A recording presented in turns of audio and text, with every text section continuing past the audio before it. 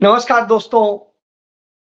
क्यों राहुल गांधी ने कहा यह मैनिफेस्टो जो हमने बनाया है, जिसे हमने न्याय पत्र नाम दिया है, उसे आपको घर घर पहुंचाना है और यह भी बताना है कि आपको आखिर यह न्याय पत्र कैसा लगा। राहुल गांधी सुबह से चले हुए थे, तेलंगाना पहुंचे। पहुंचने के बाद उन्होंने एक बड़ी, जिसमें लाखों की संख्या में लोग थे, वहां पर एक रैली को संबोधित किया। उनके साथ में आत्मीय रिश्ता कायम किया और फिर वहां से निकले तो रात 12 बजे जब वो पहुंचे दिल्ली, तो दिल्ली में एयरपोर्ट से घर जाते वक्त उन्होंने रास्ते में गाड़ी में चलते हुए एक वीडियो बनाया और कहा, मेरी टीम ने कहा कि मुस्कुराते हुए पूरे जोश के साथ में यह बनाना है। और उसके बाद में राहुल गांधी ने कहा, यह घोषणा पत्र, यह मैनिफेस्टो, यह न्याय पत्र आपकी आवाज है, जो आपसे बात हुई उसके आधार पर बनाया गया है और इस पर आप जरूर बताइए कि यह कैसा है और मेरी कमियां भी हो तो बताइए। तो निश्चित रूप से यही एक नेता का काम होता है। वही दूसरी तरफ प्रधानमंत्री नरेंद्र मोदी क्या कहते हैं, यह तो मुस्लिम लीग का घोषणा पत्र है। अब उन्हें यह पता नहीं कहां से मुस्लिम लीग का लग गया। वजह होती है कि जब आपके मन में जैसी भावना होती है, वही चीज आपको समझ में आती है। क्यों? क्योंकि आपको याद होगा कि देश की आजादी के पहले जब स्वशासन प्रणाली लागू हुई और अंग्रेजी हुकूमत में तमाम राज्यों में सरकारें बनी थी, तो उस दौरान हिंदू महासभा आरएसएस जनसंघ जो है, उसके श्यामा प्रसाद मुखर्जी ने मुस्लिम लीग के साथ मिलकर ही सरकार बनाई थी। शायद यही वजह है, वही मुस्लिम लीग जो देश का बंटवारा कराने के लिए जिम्मेदार है, वही हिंदू महासभा जो देश का बंटवारा कराने के लिए जिम्मेदार है, वही आरएसएस जनसंघ जो देश का बंटवारा करा करके ही माने। तो उस मुस्लिम लीग और उस हिंदू महासभा की मिल के सरकारें चल रही थी तीन तीन राज्यों में। इससे आप समझ सकते हैं, बंगाल राज्य बिहार तक आता था, जो आज का बांग्लादेश है, वहां से लेकर के बिहार तक। इसी तरीके से तमाम प्रांत होते थे और ऐसे में तीन प्रांत इनके पास थे, दोनों मिल के सरकारें चला रहे थे। और इसके बाद आज मोदी को मुस्लिम लीग याद आती। दो बात। तीसरी बात कि राहुल गांधी अपने घोषणा पत्र में इस देश के लोगों को अधिकार देने की बात करते हैं, लेकिन नरेंद्र मोदी क्या कहते हैं, वो अधिकार छीनने की बात करते हैं। वास्तव में आज लड़ाई दो विचारधाराओं में है। एक विचारधारा जो सिर्फ और सिर्फ सत्ता के लिए लड़ रही है, उसका नाम है भारतीय जनता पार्टी। आपको याद होगा, बचपन से हम सब सुनते आए हैं, अप्रैल फूल मनाया, अप्रैल फूल मनाया एक करके गाना भी है और तमाम सारी चीजें। निश्चित रूप से जनसंघ एक समय में कांग्रेस को मिटाने के लिए अपना विलय कर देती है जनता पार्टी में। उस जनता पार्टी में जिसके साथ में वामपंथी भी थे, जिसके साथ में तमाम कांग्रेस से निकले हुए भागे हुए लोग भी थे, समाजवादी भी थे और तमाम सारे थे, उनके साथ विलय कर देती है और विलय करके 1977 की सरकार बनाती है। वो कांग्रेस को जब नहीं मिटा सकी, तब क्या करती है? तब वो अप्रैल फूल मनाने का काम करती है इस देश को। और तब 1980 में अप्रैल फूल के रूप में एक पार्टी का गठन होता है, जिसका फूल चुनाव निशान। वो अप्रैल फूल बनाया था भारतीय जनता पार्टी ने, उसका जन्मदिन था कल 6 अप्रैल को। और उस दौरान प्रधानमंत्री ने तमाम अप्रैल फूल छोड़े इस देश में। उसी दौर में जब सच की लड़ाई लड़ी जा रही हो, और वह सच की लड़ाई राहुल गांधी के नेतृत्व में इंडिया गठबंधन लड़ रहा है, कांग्रेस लड़ रही है, ऐसे वक्त में यह अप्रैल फूल मनाया गया। और इस अप्रैल फूल के वक्त में भी एक ही चीज थी जुबान पे, कांग्रेस मुक्त भारत। और कांग्रेस मुक्त भारत के लिए क्या क्या करेंगे, इसके कुछ उदाहरण दे देते हैं। तमाम लोग कहते हैं भारत का इस समय मौजूदा प्रधानमंत्री नरेंद्र मोदी वास्तव में एक नौटंकीबाज प्रधानमंत्री है। क्यों नौटंकीबाज कहता है? क्योंकि वो नौटंकियां करा करता है। आजकल उसकी नौटंकी चल रही है 400 पार। और जब वो 400 पार की बात करता है तो सवाल उठता है कि 400 पार आप आ कहां रहे हैं? तमाम भाजपा के लोगों से बात करके यदि चर्चा करते हैं तब भी आपके 200 पार नहीं होते। ज्यादा से ज्यादा देने के बाद भी आपके 200 पार नहीं होते, तो 400 पार कहां से आए? इसको लेकर के राज्यसभा सदस्य संजय सिंह ने, जो अभी हाल ही में जेल से छूटे और जिन पर सुप्रीम कोर्ट को कहना पड़ा कि जिनके पास से न कोई पैसा बरामद है, न कोई सबूत है, न कुछ है, और उसके बावजूद आप जेल में डाले हुए, या तो आप जमानत के लिए कहिए और नहीं तो हम ऑर्डर लिखाएंगे। तुरंत सीबीआई साष्टांग लेट गई और उसने कहा नहीं नहीं लिखिए कुछ मत, ठीक है जमानत दे दीजिए। तो जो जमानत पे आए हैं वो संजय सिंह कहते हैं कि साहब 400 पार क्या, 600 पार, 700 पार, मोदी कुछ भी कह सकते हैं, क्योंकि मोदी को कोई फर्क नहीं पड़ता है, कुछ भी कहने। लेकिन सच्चाई क्या है? सच्चाई हम देखते हैं तो मुझे आज भी याद आता है, मैंने उस चुनाव को बड़े अच्छे ढंग से कवर किया था। हरियाणा का विधानसभा चुनाव था 2019 में, नरेंद्र मोदी जीत चुके थे लोकसभा का, भारी बहुमत से जीते थे। तब नारा दिया गया था अब की बार हरियाणा में 75 पार। और हुआ क्या?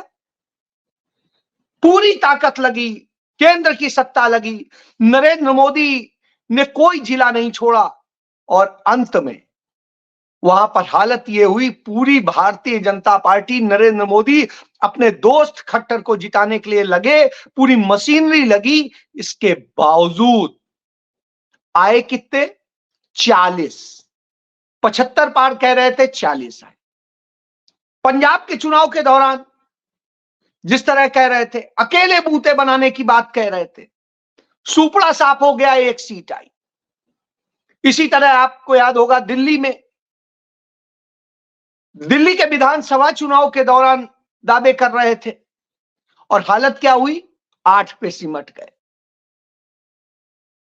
जहां 50 कह रहे थे वहां पर आकर के सिमट गए 8 पे। इसी तरीके से आप उत्तर प्रदेश का देख लीजिए।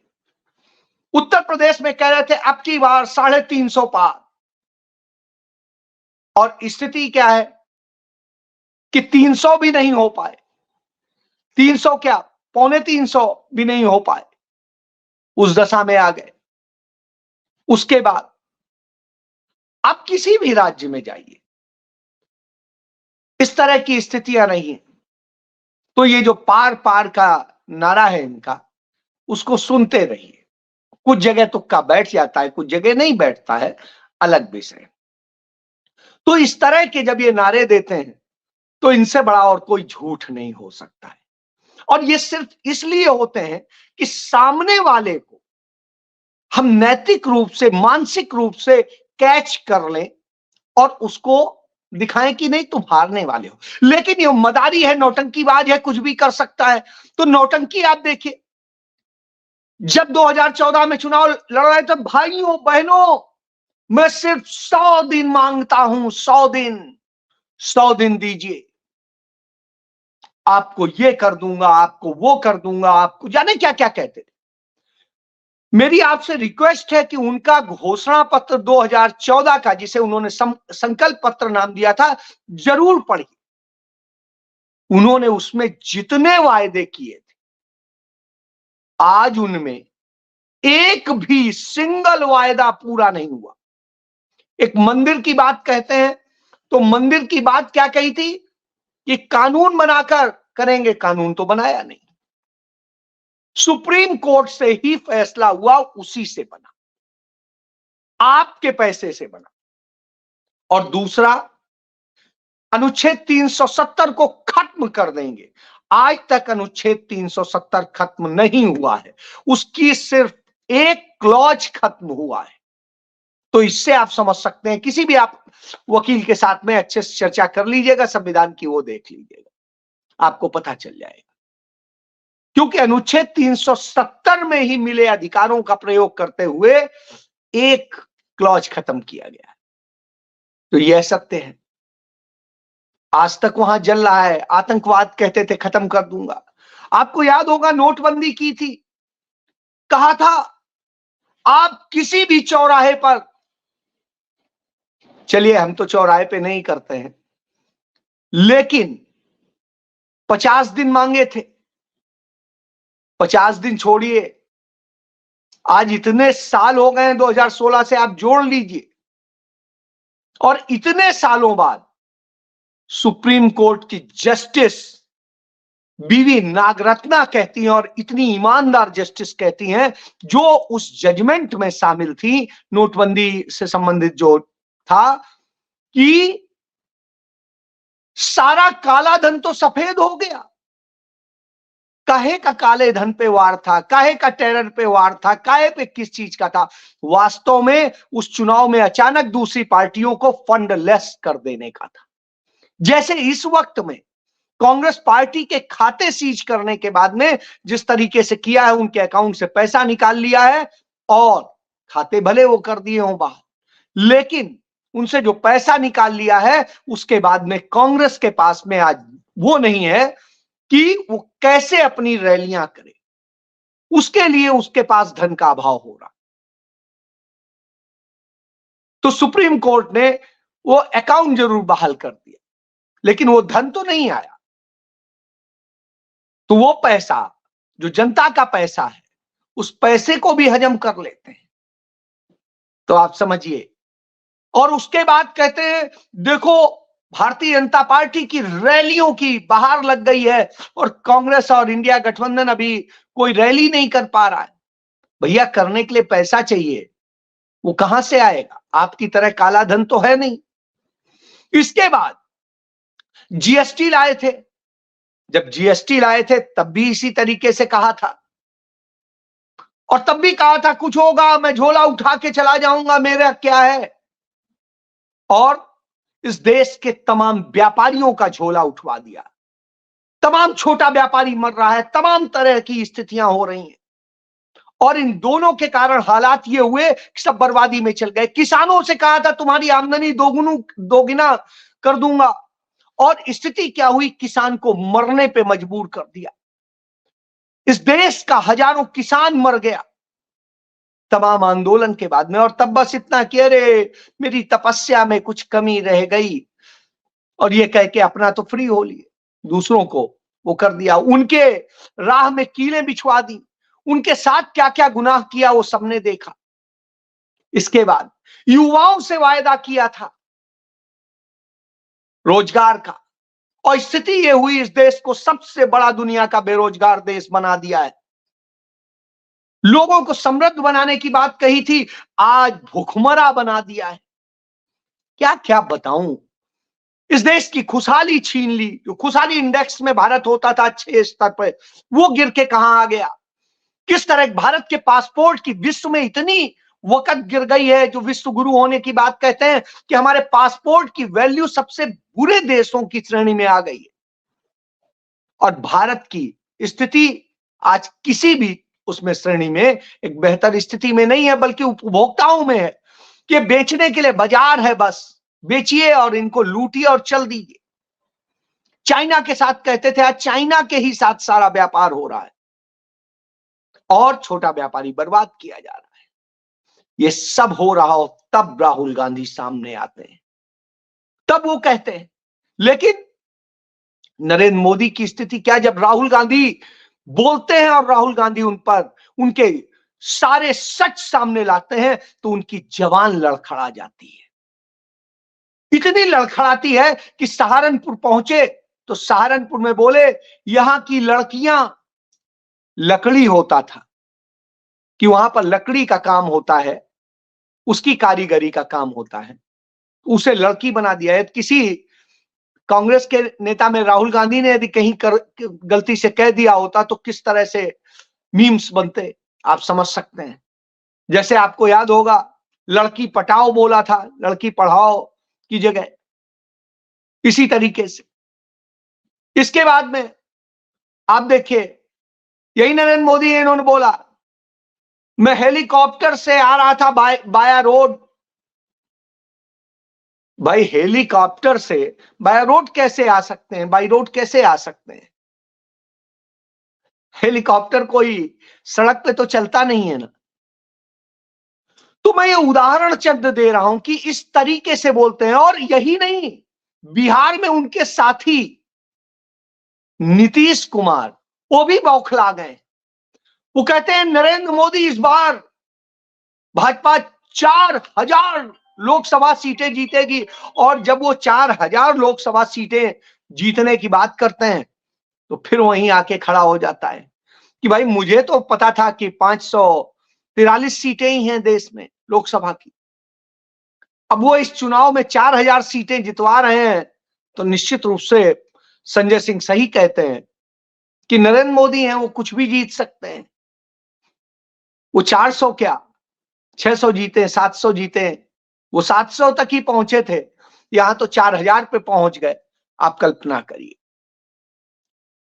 राहुल गांधी ने कहा मेरे लिए महत्वपूर्ण है इस देश का वो हर व्यक्ति जो पीड़ित है, जो दलित है, जो पिछड़ा है, जो आदिवासी है, जो अल्पसंख्यक है और जो वंचित है, वो चाहे सवर्ण से हो चाहे गैर दूसरे से हो, जो भी परेशान है वो मेरा है।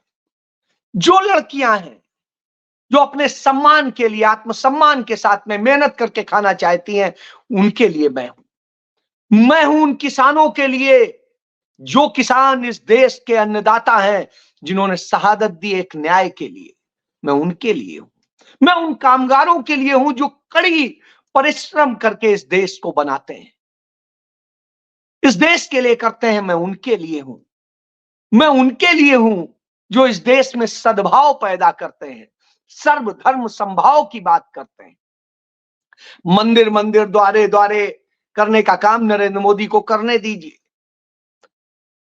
उनको जाने दीजिए, उन्हें यही करने दीजिए, इसके लिए उन्हें फ्री कर दीजिए।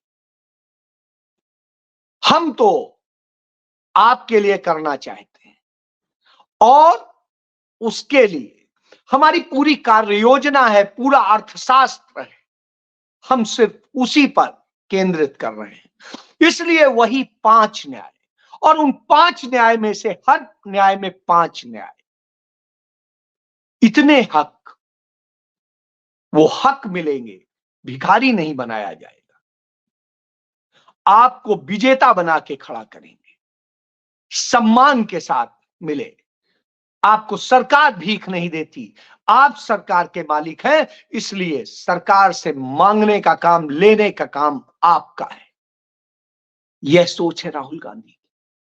तो इन दो सोच के बीच में, तो एक सोच है जो सत्ता पाने के लिए पूंजीपतियों, किसी भी विचारधारा के हो, कहीं के भी हो, चुनाव जिता सकते हो या विपक्ष को कमजोर कर सकते हो तो हमारे पास आओ, हम पैसा देंगे, हम नफरत देंगे, हम आपको सब कुछ देंगे। और उसका उदाहरण देता हूं, कांग्रेस पार्टी में एक गौरव बल्लभ हुआ करता था, प्रवक्ता, अर्थशास्त्री, और उसने संबित पात्रा को जीरो समझाए थे 5 ट्रिलियन के।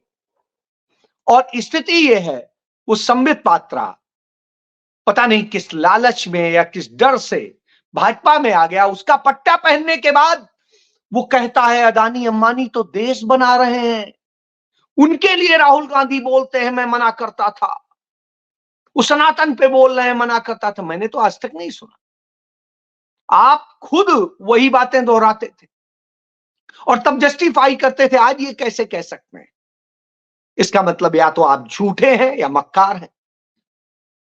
मुझे यदि नहीं सही लगेगा तो मैं राहुल गांधी को भी क्रिटिसाइज करूंगा, और चूंकि आज राहुल गांधी सही बोलते हैं इसलिए मैं उनके साथ हूं। तो सच ये है कि मौका परस्त लोग परेशान हैं। नरेंद्र मोदी कहते हैं कि अब इंडिया गठबंधन में जोर लगाए हुए हैं कि मुझे प्रधानमंत्री घोषित कर दो। किसने किया है? राहुल गांधी से जब सवाल किया गया, मल्लिकार्जुन खड़गे से किया गया, कहा यह एक पार्टी का नहीं, ये पूरे इंडिया गठबंधन का, इंडिया का चुनाव है। और जब चुनाव जीतने के बाद में विधानमंडल दल, जो संसदीय दल है, वो फैसला करेगा कौन होगा, ना कि कोई एक कर सकता है। तो बड़ा साफ सा स्टैंड है। उसके बावजूद पहले तो आप कहते हैं प्रधानमंत्री पद का कैंडिडेट घोषित करो, वो नहीं, जो नियम है हमारे संविधान में है कि चुने हुए सांसद तय करते हैं। तो कैसे कर दें? ये तो परंपरा आपने डाली, क्योंकि आप संविधान को नहीं मानते हो, आप नहीं मानते हो इस देश की व्यवस्थाओं को, इसलिए आप ऐसी बात करते हो। ये आपका डर बताता है, क्योंकि आप सिर्फ नौटंकीबाज हो और आपकी नौटंकियां चल रही। जय